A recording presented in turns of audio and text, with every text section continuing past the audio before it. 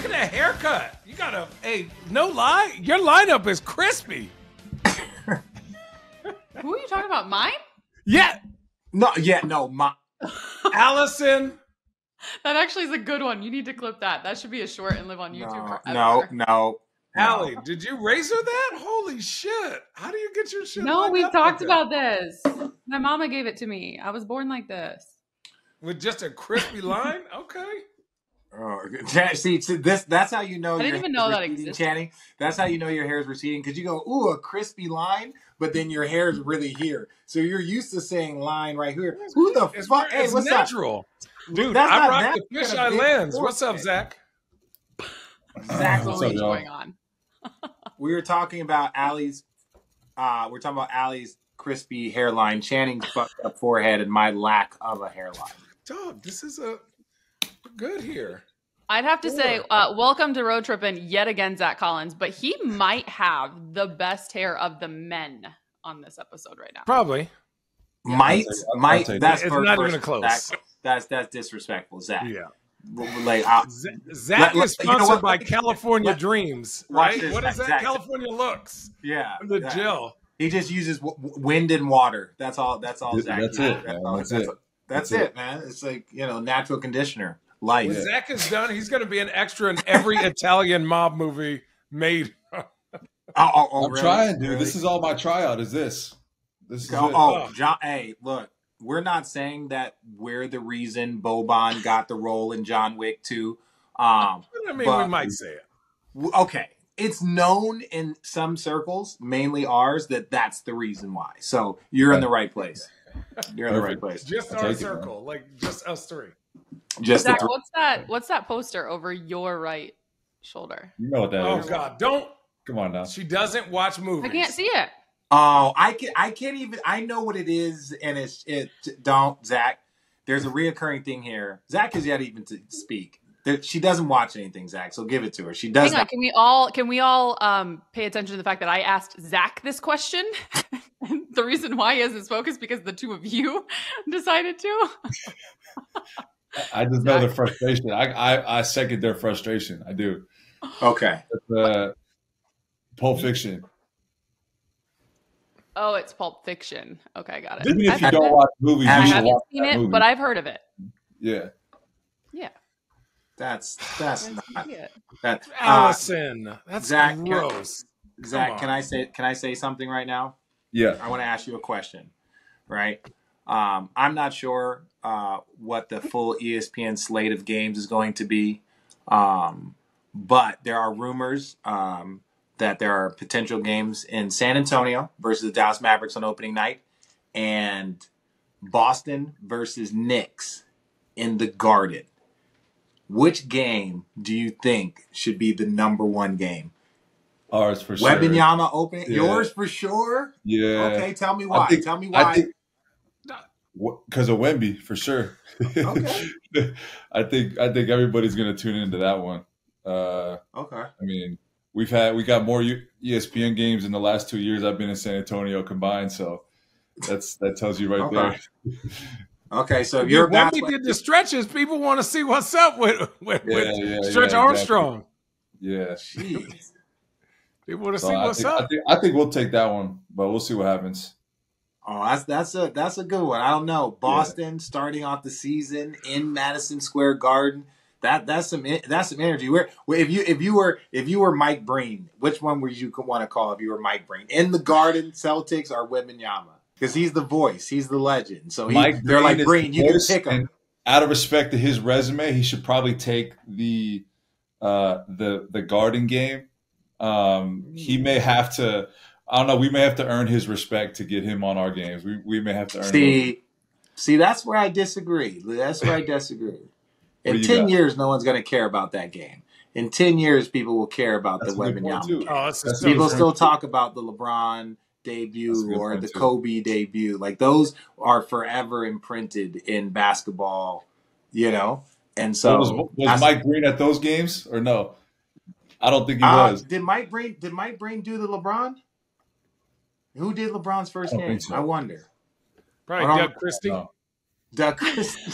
Yeah, it was in Sacramento, so yeah, it was. I Yeah, know. I He don't was know. playing It was at definitely that on time. ESPN. Let's just say this: his high school games were on ESPN. Oh, we like that. That game was on ESPN. Right. Have you talked to Wemby yet? When we saw you in Vegas, obviously everything was just so fresh and new. Have you talked to him? Yeah, we're doing like open gym stuff right now. So last 2 weeks we've been playing a lot. Okay. So how are you feeling, man? You healthy? You ready to go? You ready to build on what you did last year? Yeah, I'm healthy, man. No problems with the stuff that I had to get operations on and everything. I'm great. I'm good to go. It's been a great summer. For us, 4 months of summer, man. So a lot of time to be in the gym and get better. So it's been good. The goal is to not have this long ass summer again. So we're gonna. Channing's had a few of those. Oh, more than a few. More than a few. It didn't do nothing. If better teams, it's harder to get fat because you're just like you only got a month to really party, and then you're back to working. So exactly. It is what it is. Hey, okay, I think I've asked you this before, but let me ask again. And Richard was going through some inner turmoil when he was in San Antonio, so I don't know if why he's the right person. Why? But when we talk about like culture and like the Miami Heat, the Spurs, and maybe one or two other teams. What is it about the Spurs what do they do differently? And you don't need to go into details, but like crazy details. But like, what do they do differently that other teams just don't do? And don't say. I would say, yeah. I mean, Pop is like the guy. That Pop just does stuff differently. But Pop does a good job of like taking what he's been good with as far as his habits and the way he coaches and the way he runs the team, from decades before, but also adjusting to what works now. So that's one of his best attributes. I think he blends that really well together. And then I think outside of Pop, I've been really impressed with the medical staff here and the way that we just have so many people. We have 5 or 6, I think. Maybe I may be wrong, but we up there. PTs, a bunch of strength coaches, and we got people that bridge the gap between the weight room and rehab process and the court, and that's specifically their job. So there's just everything we need, and just to get our bodies right and to make sure they stay right. That's been like the biggest difference I've seen that I haven't seen anywhere else. I've only been 2 places, but just talking to other teams too, or players on other teams, they don't really have it like that. So that's a big thing too. Yeah, man. Everybody's just on the same page. The people in the front office, the coaching staff, the training staff. Everybody's on the same page. There's no disconnect anywhere. So I think that's a big one too. So the thing that I want to ask, and I know your opinion of this, and I really want to get your opinion. You just saw the commissioner yesterday, talking about the resting rules, and I believed in it. But I also there were years where I had back-to-back injuries. Obviously, you're a big man. You dealt with some injuries, so I get there are kind of situational things here that should be taken into account. But what did you think about what the commissioner said about, hey, we're going to limit these resting of multiple star players in in-season tournament games and all this other stuff? And he's also basically saying, oh, y'all going to play in these in-season tournament games. Make no mistake. The in-season tournament games are not regular season games. These are considered playoffs of the regular season. What do you think of kind of the tone that he set? Man, I never thought I'd see something like that, to be honest. It's definitely something out of left field in my opinion, but hey, I don't know. I can't speak for guys who don't play, stars who don't play and who think they need to rest. And, I know a lot of that too has to do with the team. I think as you guys know, the training staff, even the coaches, sometimes they can sense when you're tired, you're off, you need a break, and they tell you to take a break. They tell you to sit down, and it's not necessarily always the player making that call. So I don't know. I mean, I feel like I do feel like there's good reason for it, and I'm interested to see how it works. I definitely don't think it's a bad thing. Have you seen the list of teams that are qualified superstars? Yeah, and we are not on that list. So no, and neither does Denver. Yeah. The list. How does Denver? Wait. Why? They don't have. You had to be like an all-star, or you had to be like a previous All-NBA something. So I got you. literally, You have but to. Jokic. one. That's But one. you said they didn't have any. No, but they're not on that list. Like Jokic is their one guy. You gotta have two, You right? can rest him. You have to have two. Yeah. That's the You have thing to that be makes a star player, which is defined as someone who has been an all-star or an all-NBA selection in any of the past 3 seasons. And that's fair. Denver, say what you want about their team. Jamal Murray's coming back from injury. If you want to rest him. But it's also, look, the NBA is basically saying, hey, these are the parameters. But if all of a sudden you guys are sitting Jamal Murray and Jokic and Aaron Gordon for an in-season national televised game, they don't give a damn about what the codes are. You're getting a call. They'll adjust them rules the very next week. Hungry road trippers? Now that we're in the thick of summer, you might be looking for wholesome, convenient meals to support sunny, active days. Factor, America's #1 ready-to-eat meal kit, can help you fuel up fast with flavorful and nutritious ready-to-eat meals delivered straight to your door. You'll save time, eat well, and stay on track, reaching your goals. For our first meal kits, Richard Channing and myself all selected Factor's Calorie Smart portion meals that average about 550 calories per serving. We're all as busy as ever, and it's nice to know we can prepare a delicious and nutritious ready-to-eat meal in less than 2 minutes. Plus, I needed an extra boost to support my wellness goals this summer, so I opted to try the Protein Plus meals. This added 30 grams of protein or more per serving, and the meals, they're delicious. So what are you waiting for, road trippers? Head to factormeals.com/roadtrippin50 and use our code roadtrippin50 to get 50% off. That's code roadtrippin50 at factor.com/roadtrippin50 to get 50% off today. This episode of Road Trippin' is brought to you by our friends at BetterHelp. Sometimes in life, we're faced with tough choices, and the path forward isn't always clear. Whether you're dealing with hard decisions around your career, relationships, or anything else, therapy can help you stay connected to what you really want as you navigate life, so you can move forward with confidence and excitement. Speaking for myself, when it came to making a lifestyle change for my career, moving from the Midwest to the West Coast, having an expert therapist to take the time to help me navigate all the emotions and hurdles I was about to embark on, I can honestly say I wouldn't have made it without their guidance, something that truly has continued to help me to this day. If you're thinking of getting that support you need through the form of therapy, then give BetterHelp a try. It's entirely online, and it's designed to be convenient, flexible, and suited to your schedule. You'll start by filling out a brief questionnaire to get matched with a licensed therapist, and you can switch therapists at any time for no additional charge.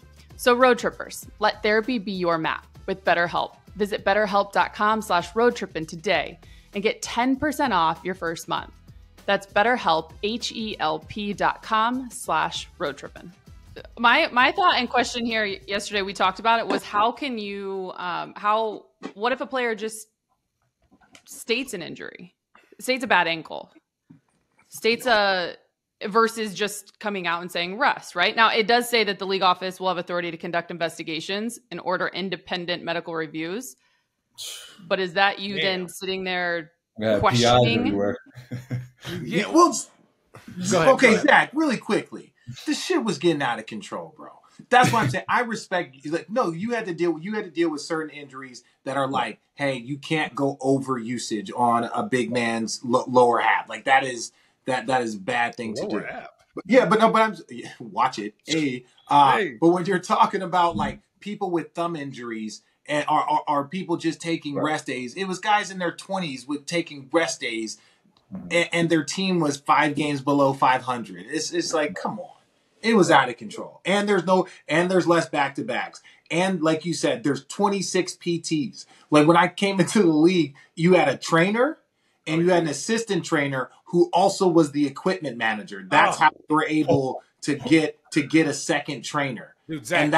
And that's what you had. That's why the whole young guys don't get on the table, is because there was only 1.5 trainers. So it was like you have all these more staffs, and you're like, hey, do you know what else? Guys should play a lot less minutes and what the fuck we got all you guys here for? Right. If guys are supposed to play less, this is supposed to get them on the fucking court more. That was the reason why they hired a massage therapist. No lie. NBA lore. They brought in a massage therapist because it was like, hey, yes, she might cost $100,000 to travel with the team and to do this. But if she's able to keep one of your star players on the court for one extra game all season long, she's validated her cost. And if she's doing that for the entire team, or if you have multiple massage therapists doing it for the team, and you're getting guys on the court 3-4 more times more, then they're validating the cost. And that's what you want. You want your product on the court. They're getting a bunch of people telling them to take their product off the court. What the fuck kind of sense does like even the NBA was like, all right, enough of that shit. The data doesn't show it. The data's bullshit. Everyone's showing data and it's not real. Thank you. That's my rant. Media-wise, like what sucks is certain guys do have injury prone. Like I'm gonna use just one name. Kawhi is extremely injury prone, right? I understand him sitting out, like regardless of the date. If he said, I'm only gonna play 3 games a week, and then on the 4th game every week, I'm gonna miss out all season. That's different than when the Clippers play the Lakers on TNT, and he's like, I played for a month and I'm just going to sit this one game out because we might see them in the playoffs. That's where, as media people, you're like, this fucking sucks. Like, we can't assess the team. We can't do our job, right? And so what do we talk about? We talk about how the one guy that needed to play didn't play so that they might, if they might meet up in the playoffs, that they don't have film on them. And you're like, dude, you're like, come on, man. Just play the damn game. Don't run your sets. Just go out there and hoop for one game. It's Tuesday on a goddamn December. You're planning the playoff? Yeah. It just became a lot. So there's no coincidence factor here that they got hurt that night before that game. None of that. If they got hurt, it's coincidence factor. Or something that like it can't let it carry over. Like, okay, so hold on. It can't carry over for that game, but then they're back playing 40 minutes the day after that. That's when it gets now Zach. Yeah. Now look, while we are old, like I retired 3 years ago, bro. I just retired 4 years ago. This is my 4th year out.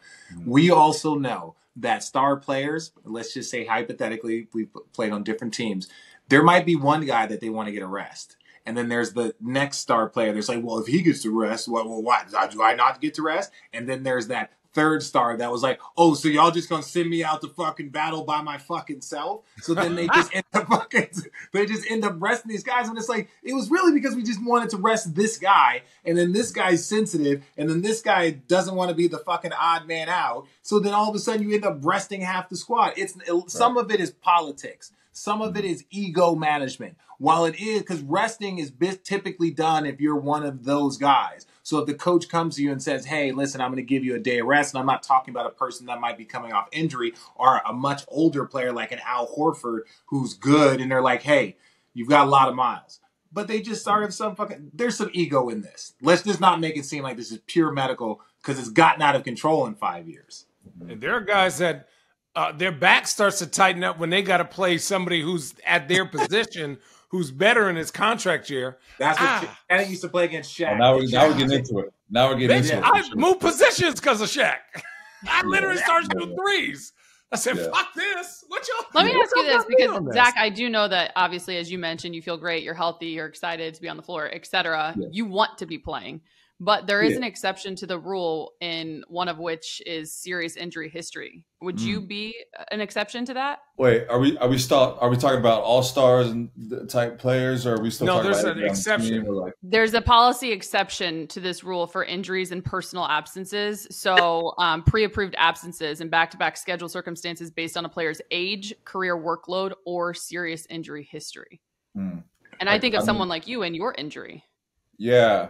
I mean, I think I would fit into there just because I did miss those 2 seasons from the ankle stuff. Mm-hmm.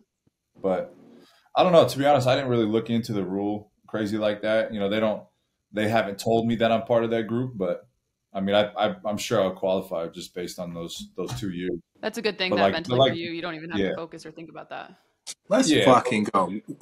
Yeah, but like you said, I mean, I just want to play. You know, I've like I said, I missed those 2 years, so I got a lot of time to make up, and I just, you know, I think most guys do. I hope that you just feel better mentally and physically, honestly, when you play. Like if I took a game off, like, yeah, my body might thank me later, but the rhythm just one game Ooh. could take that away. You know, like it just. Yeah.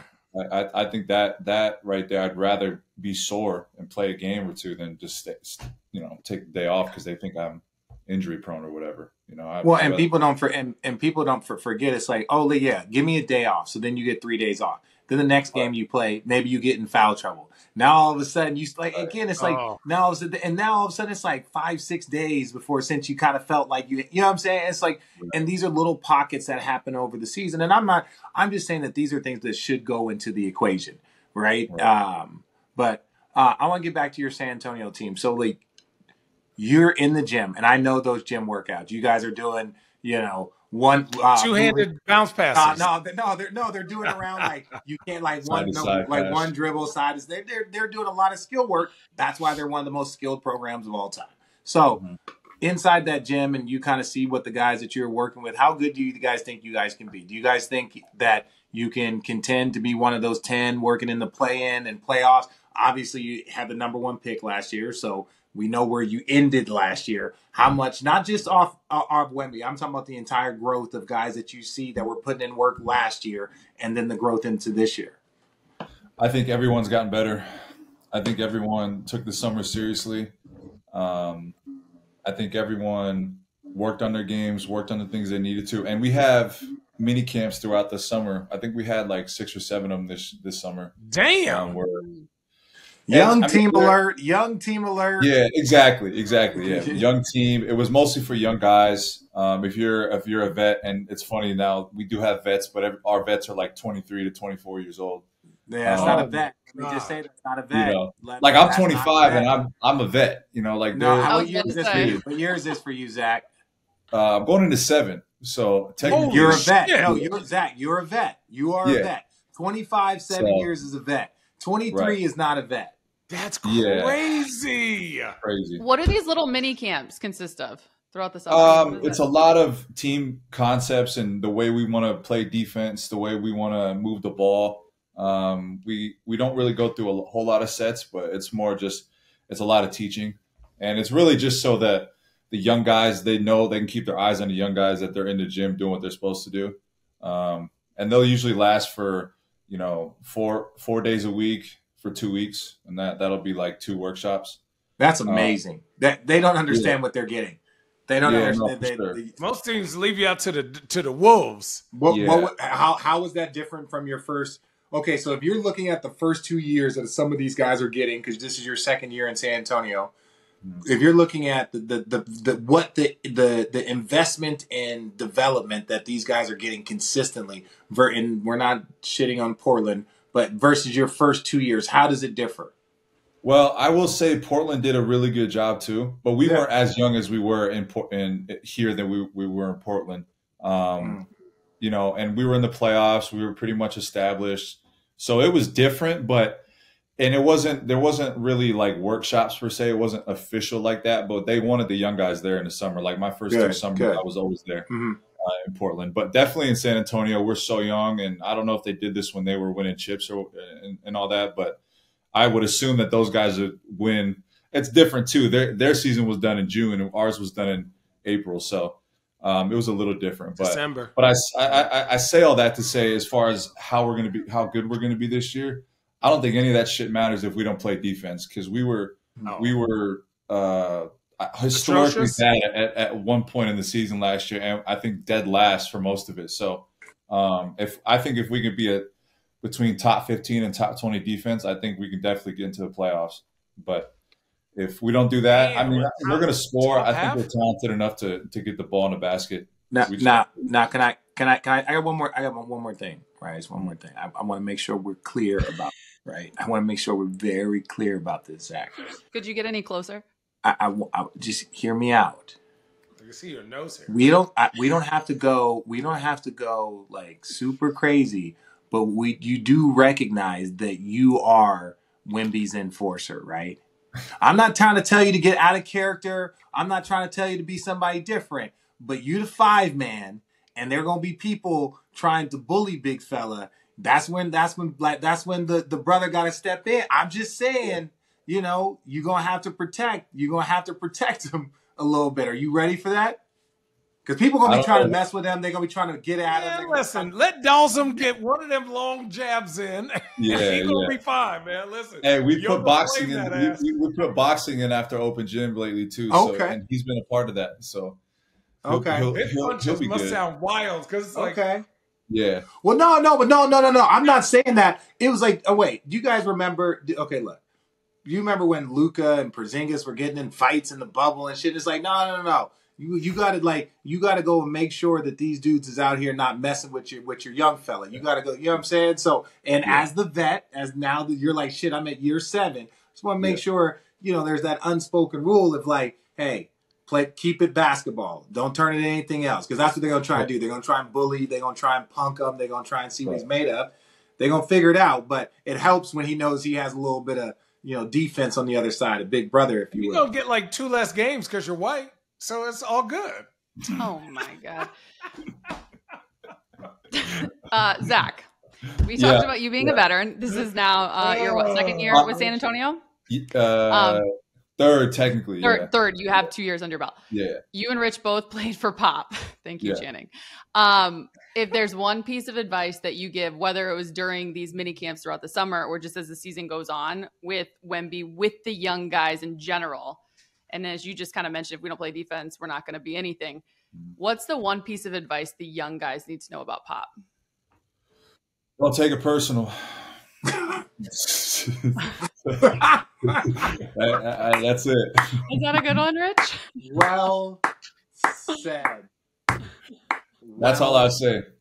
Don't take it personal, man. And until you get that, until you understand that, you're gonna struggle. You'll struggle. Yeah. I told you. Don't take it personal and leave it in the locker room. When you leave, don't think about what he said. Just take it. You might have to leave it in the huddle. You might have to leave it in the huddle. Right. You might have to leave it in the huddle, Zach. Yeah. Richard still goes to therapy for what Pop said. Yeah. I mean, he does say some crazy stuff, and he'll get on you. Probably more honestly, and especially too with this generation coming up, he's probably gonna get on us. I'm saying on these younger guys, these rookies, more than they've been talked to their whole life, to be honest. So they just gotta get used to that, not take it personal, and realize that with Pop, he's crazy and he'll get on you, but it all comes out of a place of love from him. I don't think he when he gets on me, I don't feel like he just does it because he doesn't like me. Like I love it when he gets on me. I mean, to me, that shows that he cares and he knows that I can do better, and I'm bullshitting. So, but there is some times where you got to understand, like, he's going to say something that doesn't make any sense, or you missed an assignment, or your teammate missed an assignment, and you weren't even in the play, and he's going to yell at you because he thought it was you, and that's just part of it, Yeah, don't take it personal. Don't take it personal. Yeah, no, because it's not bullying. That's not what it is. It's a high intensity, like, do not make a mistake. I know you're gonna make a mistake, but don't make a mistake, right? Like type coaching, and it does make you better. But it is funny. It's funny because he's so outlandish with his blow ups and his intensity. Oh, but yeah, don't take it personal. Like, I had a coach yell at me, and I was like, Coach, that wasn't even me. And then he doubled down and yelled at me more. And then before he went to the huddle, he goes, God damn it, Channing, I can't yell at him. I got to yell at you about what he's supposed to do. So and I know you listen. Just so you know he's still doing that. Just so you know he's still doing that. He did that with Gary Neal. I think I've told this story on here before. Right, I've told this story on here. So he takes me out of the game. I'm sitting on the bench. Gary goes in there, shoots 2 stupid-ass shots. Pop comes down to the end of the bench and starts yelling at me. He goes, you see those bullshit shots by Gary? I'd put you in, but you'd probably do the same fucking thing. And then he walks off. And I'm like, what the fuck, bro? And so after the game, I tell Gary, I'm like, man, Pop came out.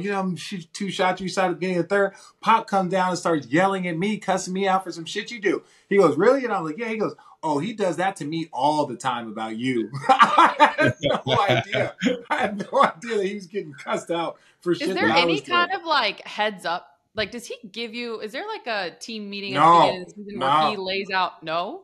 No. Yeah. It just You never know what's going to happen. You never. never know. You might think Timeouts in 2 seconds. Timeouts in what? What's the fastest Yeah. timeout he's called? Oh, What's the man. fastest timeout he's called on you? With us, I can't remember the specifics, but there was one time where it was fast. But you got to understand too, with us, we're young, so like he gets it right now. Like I think this year is going to be a lot different because he knows that we can actually like come out and make some noise. So it's going to be a little bit more strict. But I think even my first year, when we had DeJounte and we were actually, pushing for that play-in and we were in there, he was a lot harder on us that year for sure. And we had one there. But you don't really hear about people being coach hard anymore, right? I mean, that's what I mean. Like it's more. Yeah. It's more than what we think, right? And this is just off top.